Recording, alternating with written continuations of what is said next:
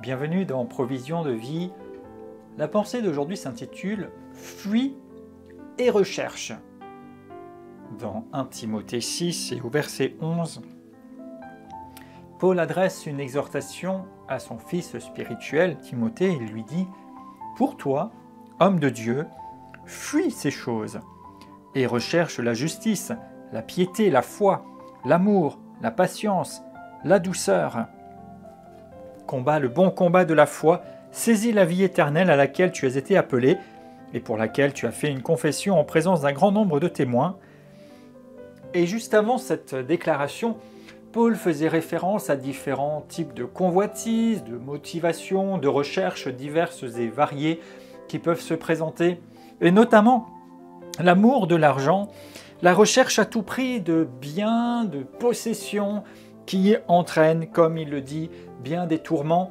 Et bien sûr qu'il n'est pas mauvais d'être pourvu, au contraire, nous devrions être, et la Bible l'enseigne, pourvus, à l'aise, comblés à tous égards, mais ce qui devient problématique, c'est la recherche de ces choses, c'est d'accorder plus d'importance à ces choses-là et en faire une fin en soi. Et donc ici, la mise en garde est donnée. Et il est même dit « fuis ces choses ». Il n'est pas seulement dit « fais attention », il dit « fuyez ces choses ». C'est-à-dire vraiment, ne vous laissez pas prendre et prenez la direction contraire, partez. C'est pas juste « essaye de pas trop », fuis, sois radical avec ces choses.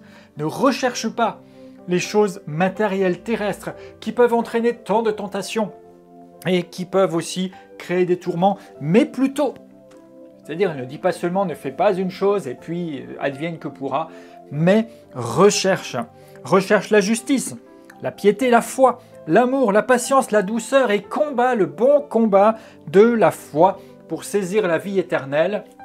Alors plutôt que d'être dans une course effrénée à posséder plus, à avoir plus, soyez engagés dans la course de la foi, de la vie éternelle, de la piété, de l'engagement avec Dieu, de la sainteté, de l'amour, de la foi, de la justice, de la patience, de la douceur.